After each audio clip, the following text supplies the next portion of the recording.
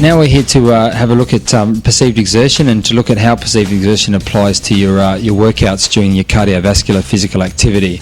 Now remember that perceived exertion is a rating of your own level of exertion from between 1, which is complete rest, right through to 10, which is your maximum level of intensity. Now we have some footage to look at today which shows various people of varying fitness levels performing cardiovascular type exercise.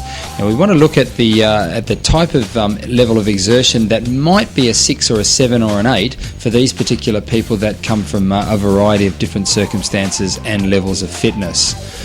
So we take a look at this vision, and you might get a handle on which one kind of matches closely with you or closest with you. Now we have Alison, who's walking up a hill here. Her cardiovascular exercise is predominantly walking. Now she would be walking now at about a 7. Now remember that you might need to walk a little bit faster or perhaps even a little bit slower than that to get that 7 out of 10. Now you can see that she's walking uphill. She seems to be working fairly hard, and usually a good indicator of that is how much the arms are swinging. So about a 7 there for Alison, who's just starting off her exercise program. Now we have Bernadette. In order for Bernadette to get the 7, you can see that she's really swinging her arms and really needs to walk quite strongly up the hill, taking good long strides.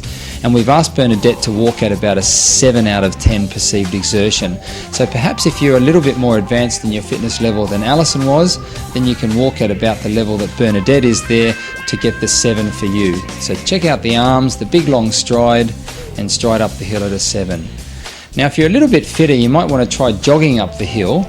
And you can see here that this is vision of me jogging up that same hill and going fairly strongly. The arms seem to be working pretty hard, but probably about the 7 and borderline 8 there, particularly as I get towards the top of the hill. Now we have Armin, who's the fittest of the lot of us, and he's really giving it a go up the hill.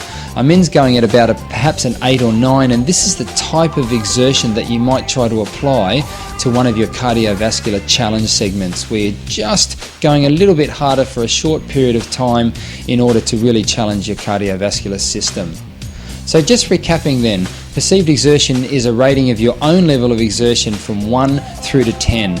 For the majority of most of your cardiovascular workouts, we're looking for about a 7 out of 10.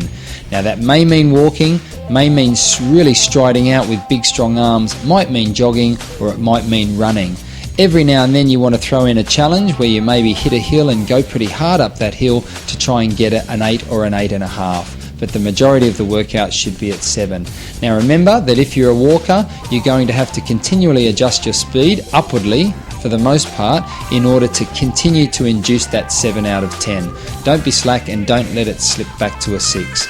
Best of luck, and that's perceived exertion.